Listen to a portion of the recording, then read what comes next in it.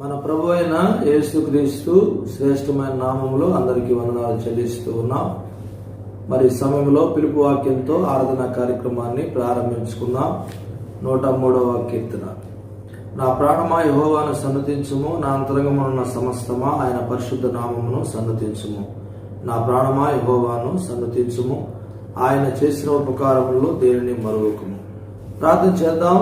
మహాపరిశుద్ధుడైన మా తండ్రి, ప్రేమగల ప్రభువా, సర్వాధికారి, సర్వశక్తిమంతుడా, భూమిని ఆకాశాన్ని సమస్తాన్ని కలుగు చేసిన దేవుడు, మానవుడిని మీ స్వరూపంలో కలుగు చేసుకొని మీరు ఇచ్చిన రక్షణ, పరిశుద్ధ కాపుదలను బట్టి, మరి నాయన మీరు చేసిన అనేకమైన ఉపకారాలను బట్టి మీకు స్తోత్రాలు చెల్లిస్తూ, మరి సమయంలో నాయన ఆరాధనలో మీ యొక్క పరిశుద్ధాత్మ యొక్క అభిషేకాన్ని, కృపను మా మీద మెండుగా అనుగ్రహించి దీవించుకొని యేసు పరిశుద్ధ నామములో అతి వినయంగా అడిగి వేడుకుంటున్నాము తండ్రి, ఆమేన్.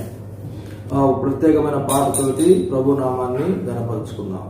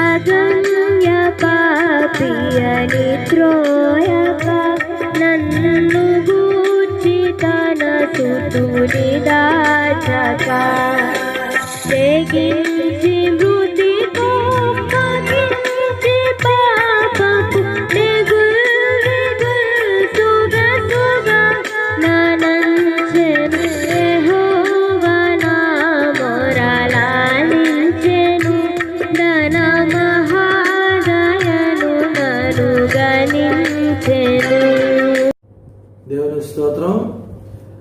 ఈ ఈ సమయంలో ఇర్మియా గ్రంథము 39వ అధ్యాయము 11, 12 వచనాలు చదువుగా విని దేవుని వాక్యాన్ని ధ్యానించేద్దాం. ఇర్మియా గ్రంథము 39వ అధ్యాయము 11వ వచనము, 12వ వచనం. మరియు ఇర్మియాను గూర్చి బబులోను రాజైన నెబుకద్నెజరు రాజదేహ సంరక్షకుల అధిపతియగు నెబూజరదానుకు ఈ ఆజ్ఞ ఇచ్చెను. నీవు ఇతనికి హాని చేయక దగ్గర ఉంచుకొని పరామర్శించి అతడు నీతో చెప్పినట్లు చేయవలెను. క్రీస్తునందు ప్రియమైన దేవుని బిడ్డలారా, మరి దేవుని యొక్క ఆత్మాభిషేకము మన మీద మెండుగా దేవుడు అనుగ్రహించును గాక. మరి యొక్క వాక్య భాగంలో మనము చదువుకున్నటువంటి వాక్య భాగాన్ని గమనించినట్లయితే ఇర్మియా గ్రంథము 39వ అధ్యాయము 11, 12 వచనాల్లో పరామర్శించుట, దేవుడు మనల్ని ఇంతవరకు కూడా ఆయన కాపుదలను అనుగ్రహించి నడిపించి దీవించాడు. ఈ వాక్య భాగంలో ఇర్మియాను గురించి ఆ రాజు నెబుకద్నెజరు రాజు తెలియజేస్తున్నటువంటి మాట ఆయన రాజదేహ సంరక్షక అధిపతికి తెలియజేస్తున్నాడు. నెబుకద్నెజరు రాజు ఇర్మియాకు ఏ హాని చేయక అతన్ని పరామర్శించి అతన్ని మాట వినాలని తెలియజేస్తా ఉన్నాడు. కనుక మరి ఇర్మియాను దేవుడు ఎన్నుకున్నాడు. దేవుడు ఎన్నుకొని తల్లి గర్భంలో మరి పెండుముగా ఉన్నప్పుడే ఎన్నుకొని తన ప్రవక్తగా ప్రజల పక్షముగా ప్రజలకు తన దేవుని సముఖంలో మరి దేవుని యొక్క మాటలు తెలియజేయనట్లుగా దేవుడు ఇర్మియాను ఎన్నుకున్నాడు. కాబట్టి ఆ ఇర్మియాను గురించి దేవుడు తెలియజేస్తూ, నేను నిన్ను ఎన్నుకున్నాను కాబట్టి ఇర్మియా తనను దేవుడు పంపించినప్పుడు భయపడతాడు. భయపడినప్పుడు భయపడబాకు, నేను తోడుగా ఉన్నాను, నేను నిన్ను విడవను అని చెప్పి నేను పంపించిన వారి దగ్గరికి వెళ్ళి నా మాటలు ప్రకటించమని చెప్తాడు. కాబట్టి ఆ రీతిగా ఇర్మియాను దేవుడు ఎన్నుకున్నాడు. కనుక నిన్ను నన్ను మనందరినీ కూడా ప్రతి వారిని కూడా దేవుడు ఎన్నుకొని తన యొక్క సాధనాలుగా మరి ఏర్పాటు చేసుకున్నాడు. కాబట్టి మనము దాన్ని బట్టి మనం దేవుని మహిమపరిచేవారిగా గణపరిచేవారిగా ఉండాలని దేవుని యొక్క ఉద్దేశమై ఉన్నది. సరే, మన క్రైస్తవ జీవితంలో మనం ఏ రీతిగా ముందుకు సాగి దేవుని మహిమపరచాలి, గణపరచాలి అనేటువంటి విషయాన్ని మనం కానీ గమనిస్తే, ఇక్కడ నెబుకద్నెజరు రాజు తన యొక్క మరి సైన్యాధీశులు తెలియజేస్తూ ఇర్మియాను గురించి పరామర్శించి మరి అతన్ని మాట వినాలని తెలియజేస్తున్నాడు. ఎందుకు ఇక్కడ ఈ వాక్య భాగంలో ఉన్నటువంటి సత్యాన్ని మనం కానీ గమనిస్తే పరామర్శించుట చాలా ప్రాముఖ్యం. మరి పరామర్శించినప్పుడు దేవుని యొక్క కృప ఆ దేశం మీద, ప్రజల మీద, మరి అందరి మీద ఉంటుందని ఈ వాక్య భాగం ద్వారా మనము గ్రహించవచ్చు. కాబట్టి పరామర్శ అనేది చాలా ప్రాముఖ్యం. దాని ద్వారా గొప్ప దీవెనలు, ఆశీర్వాదాలు మనం పొందుకునేటువంటి వారిగా మనం ఉంటాం. కాబట్టి మన యొక్క క్రైస్తవ జీవితంలో పరామర్శ అనేది చాలా ప్రాముఖ్యం. పరామర్శించుకున్నప్పుడు దేవుని ఆశీర్వాదం ఉంటుంది ఆ దేశం మీద, ప్రజల మీద. ఎవరైతే పరామర్శించుకున్నటువంటి స్వభావాలు కలిగినటువంటి జీవితాలు ఉంటాయో అలాంటి వారి యొక్క కుటుంబాల మీద, దేశం మీద దేవుని యొక్క కృప, దీవెన, ఆయన యొక్క సన్నిధి, కాంతి, సమాధానము, నెమ్మది ఉంటుందని మనం గ్రహించాలి. చూడండి, సంఖ్యాకాండం 6వ అధ్యాయం 12వ వచనంలో ఇక్కడ తెలియజేస్తూ యెహోవా మోషేకి ఇలాగు సెలవిచ్చెను, నీవు అహరోనుతోనూ అతని కుమారులతోనూ ఇలాగు అనుము, మీరు ఇశ్రాయేలును ఇలాగు దీవించవలెను. యెహోవా నిన్ను ఆశీర్వదించి నిన్ను కాపాడును గాక. యెహోవా నీకు తన సన్నిధి కాంతి ప్రకాశింపజేసి నిన్ను కరుణించును గాక. యెహోవా నీ మీద తన సన్నిధి కాంతి ఉదయింపజేసి నీకు సమాధానము కలుగు చేయును గాక. అట్లు వారు ఇశ్రాయేలు మీద నా నామము ఉచ్చరించుట వలన నేను వారిని ఆశీర్వదించేదను. కాబట్టి ఎప్పుడైతే ఇశ్రాయేలు దేవుని ప్రజల మీద దేవుని సేవకులు ఆశీర్వదిస్తారో అప్పుడు నేను ఆశీర్వదిస్తానని దేవుడు తెలియజేస్తూ ఉన్నాడు.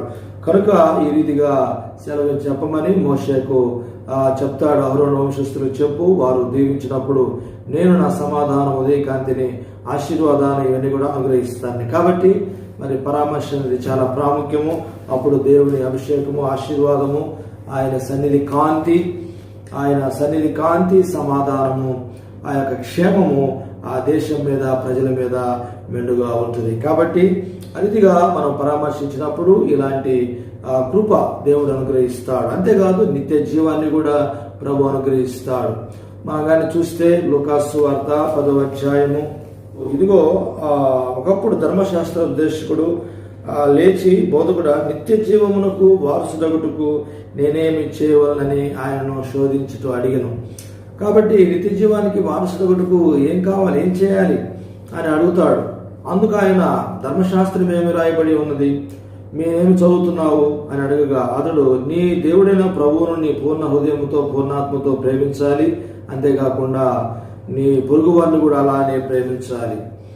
మరి దేవుడిని ప్రేమించాలి, పొరుగువారిని కూడా అదే రీతిగా నువ్వు ఎట్లా నీవు ప్రేమించుకుంటావో, లేకపోతే నీ దేవుడిని నువ్వు ఎట్లా ప్రేమిస్తావు, నీ పొరుగువారిని కూడా అలాగా మరి ప్రేమించాలి. ఇందువల్ల నీ పొరుగువారిని ప్రేమించవాలని రాయబడి చెప్పాను. అందుకు ఆయన, నువ్వు చెప్పిన సరే అలాగే చేయము, అప్పుడు జీవించదవని చెప్పాను. అప్పుడు నువ్వు జీవిస్తావు, అప్పుడు నువ్వు క్షేమంగా ఉంటావు అని ఇక్కడ యేసు ప్రభుల వారు తెలియజేశాడు. అయితే అతడు తాను నీతిమంతుడైనట్టు కనపరచుకోరి అతడు, అవును గాని ప్రభువా, నా పొరుగువాడెవడని అడిగాను. అందుకు యేసు ప్రభు ఇట్లనెను, ఒక మనుషుడు యెరూషలేములో నుండి యెరికోకు వెళుతూ ఉన్నాడు. దొంగల చేతిలో చిక్కెను. వారు అతని బట్టలు దోచుకొని అతని కొట్టి కొరప్రాణములతో విడిచిపోయేది. అప్పుడు యాజకుడు త్రోవపోయిన వెళ్ళి తటస్థించెను. అతడు అతన్ని చూచి ప్రక్కగా పోయాడు. యాజకుడు చూచి కూడా యెరూషలేము నుండి యెరికోకు పోయే వ్యక్తి దొంగల చేతిలో చిక్కి కొరప్రాణంతో ఉన్నప్పుడు చూచి కూడా గమ్ముగా వెళ్ళిపోయాడు.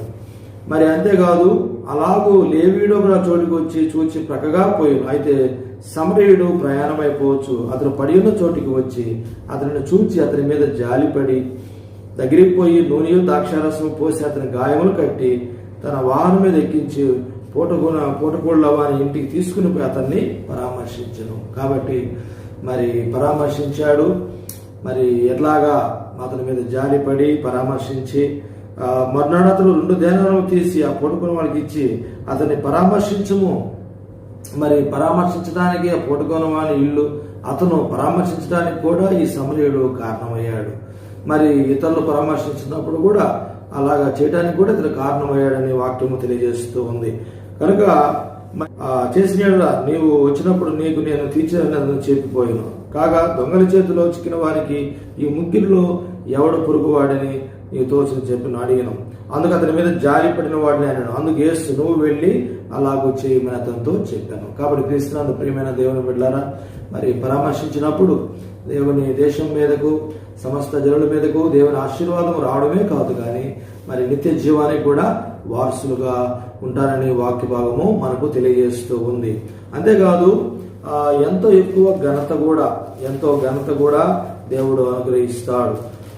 కొరింథీయులకు రాసిన అపోస్తలుడైన పౌలు కొరింథీయులకు రాసినటువంటి పత్రిక 12వ అధ్యాయం 15వ వచనం చూద్దాం.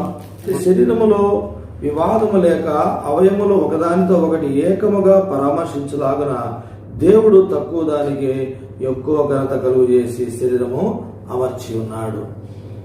మనం కానీ గమనించినట్లయితే మరి పౌలు కొరింథీ సంఘాన్ని తెలియజేస్తాడు. మరి పరామర్శించలాగున ఎవరు పరామర్శిస్తారు? తగ్గించుకున్న వారు, లేకపోతే దేవుని మాటకు, లేకపోతే అవయవం ఆ తక్కువ అవయవమైనా సరే మరి పరామర్శించినప్పుడు ఎక్కువ ఘనత, అంటే పరామర్శించినప్పుడు ఎక్కువ ఘనత దేవుడు అనుగ్రహిస్తాడు. పరామర్శించినప్పుడు దేవుడే ఆ ఘనతను అనుగ్రహిస్తాడని మనకు ఈ యొక్క వాక్య భాగం ద్వారా మనము తెలుసుకోవచ్చు. కాబట్టి సుందరములైన అవయములకు ఎక్కువ సముద్రం అక్కర్లేదు. అయితే శరీరంలో వివాదము లేక అవయములు ఒకదానితో ఒకటి ఏకముగా పరామర్శించలాగున దేవుడు తక్కువ దానికి ఎక్కువ ఘనత కలుగు చేసి శరీరమును అమర్చి ఉన్నాడు. కనుక మరి ఆ విధంగా పరామర్శించినప్పుడు దేవుడు ఆ యొక్క శరీరాన్ని క్షేమంగా మరి ఉంచుతాడు. లేకపోతే ఆ యొక్క జనాంగాన్ని దేవుడు, ఆ సంఘాన్ని ఆశీర్వదకరంగా దేవుడు చేస్తాడు. కాబట్టి పరామర్శించడము మరి ఎక్కువ ఘనత అలాంటి దేవుడు ప్రసాదిస్తూ ఉంటాడు. ఆ రీతిగానే మరి దేవుడు మనను కూడా ఆ రీతిగా మరి పరామర్శించి కాపాడాడు. ఆ కాపాడబట్టే మనం ఇంటిగా దేవుని కృపలో ముందుకు సాగేటువంటి వారిగా ఉన్నాం. ద్వితీయోపదేశకాండము మనం కానీ చూస్తే ద్వితీయోపదేశకాండం 32వ అధ్యాయంలో అక్కడ ప్రభుల వారు తెలియజేస్తూ మోషే మరి ప్రజలకు తెలియజేస్తూ 32:10 ద్వితీయోపదేశకాండము 32వ అధ్యాయము 10వ వచనంలో వాక్య భాగాన్ని చూస్తే, యెహోవా వంతు ఆయన జనమే, ఆయన స్వాస్థ్యము యాకోబే, అరణ్య ప్రదేశంలోను భీకర ధ్వనిగల పాడైన ఎడారిలోను వారిని కనుగొని ఆవరించి పరామర్శించి తన కనుపాప వలె కాపాడెను. దేవుడు తన ప్రజలను ఏ రీతిగా కాపాడాడంటే భీకర గల ధ్వనిగల ఎడారిలో వారిని కనుగొని పరామర్శించాడు. కనుగొని ఆయనే పరామర్శించినట్టుగా మనం చూస్తున్నాం. నశించిన దాన్ని వెతికి రక్షించేటువంటి దేవుడుగా మన ప్రభు ఉన్నాడు కనుక కనుగొని పరామర్శించాడు కనుకనే మనం ఈ రీతిగా ఈరోజు వదిలితో కాపాడబడుతూ ఉన్నాం. కాబట్టి మనము ఎలాగా ఈ క్రైస్తవ జీవితంలో జీవించేటువంటి బిడ్డగా మనము పరామర్శించే వారిగా ఉండాలని దేవుని వాక్యము తెలియజేస్తూ ఉంది.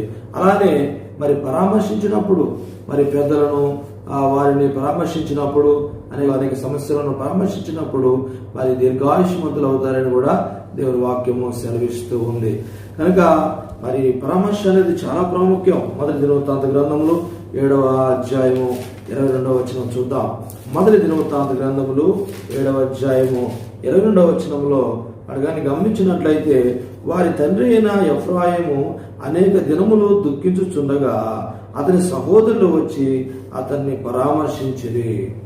కనుక సహోదరులందరూ కూడా అతని తండ్రి అయినటువంటి ఎఫ్రాయిము దుఃఖించుచుండగా సహోదరులు వచ్చి పరామర్శించారు. కాబట్టి మంచి సహోదరులు మంచి వారు పరామర్శించే వారుగా ఉంటారు.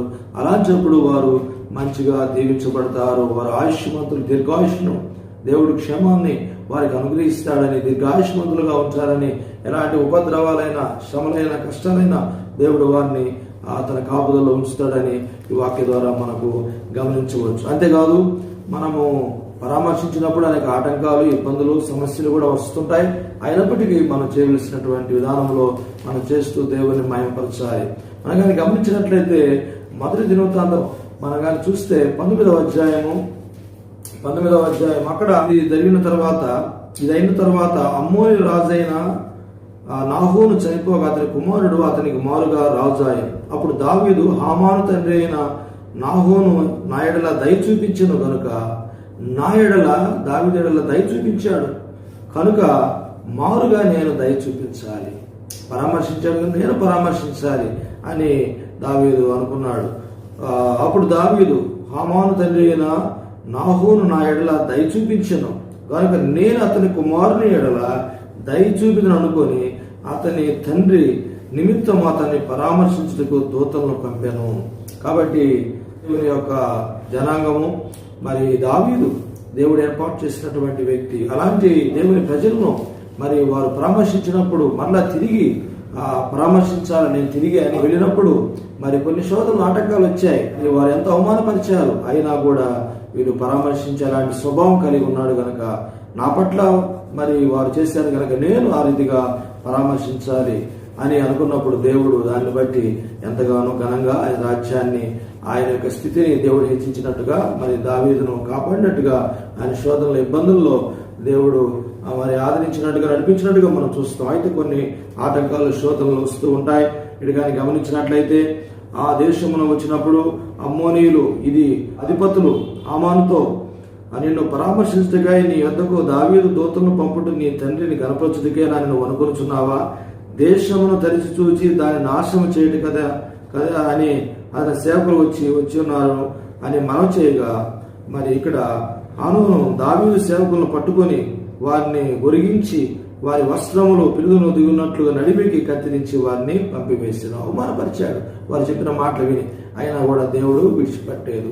వారిని కాపాడి అవమానపరిచిన వీరు చేయవలసింది చేశాడు కనుక, అలాంటి వారు చేశారు కనుక దేవుడు ఆ రాజ్యాన్ని అతన్ని కాపుదలు అనుగ్రహించినట్టుగా మనం చూస్తున్నాం. కాబట్టి పరామర్శలో అనేకమైనటువంటి ఇబ్బందులు, అడ్డంకులు, సమస్యలు వస్తూ ఉంటాయి.